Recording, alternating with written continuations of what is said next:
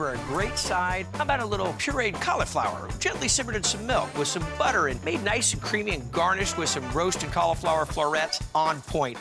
Some good-looking cauliflower. Okay, we got a little bit more, almost the whole thing. I'm gonna save all these pieces that I've sliced off here for my compost. So these go down, okay? Slide this off to the side. We'll get into the other one here. Now this I'm gonna roast. Now I like, anytime I can roast something, you know, doing a puree, well, that's got a nice silky taste to it, but I wanna do a little bit of a roast on it, get some caramelization going to it. So I'll cut these up, make them a little bit smaller so they cook kind of quick, and leave a little bit of stem to them. Now the ones that I'm doing there in the, for the puree, I can leave a little bit more stem because it's gonna get ground up. Let's see, looks good. I don't need too much because this is gonna kind of work as a garnish. So I'll hold this one off. See, I gotta decipher what I'm cooking and what I'm not. There we go. Okay, get a little roasting pan here. Turn that knife over, there we go. Okay, little roasting pan down. I have got more cauliflower. Okay, now hit this, a little extra virgin olive oil.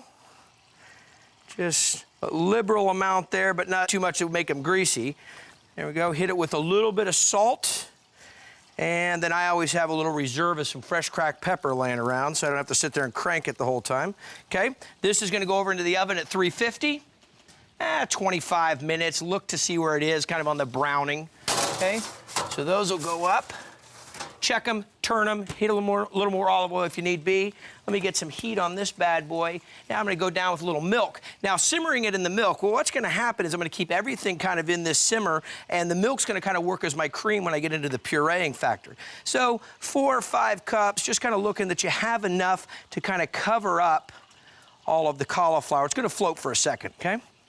There we go, get that into my recycling. Hit a little bit of salt on top of that, simmer 20, 25 minutes, that's good. Okay, so we get this into the food processor. You can do it with a blender as well, and it's nice to get the cauliflower facial here. Okay, so these are nice and tender, kind of about a fork tender. And I'm gonna reserve some of this liquid if I need it, but we'll see first just where I stand. Let's see here. Get a little bit of butter into this, and you can kind of manage that as you like, and a little bit of salt and pepper. Fresh cracked pepper always standing by. There we go. Let's hit that bad boy on there. I'm gonna cover this a little bit. I get in trouble with the kitchen being a mess. Okay, so let that go there.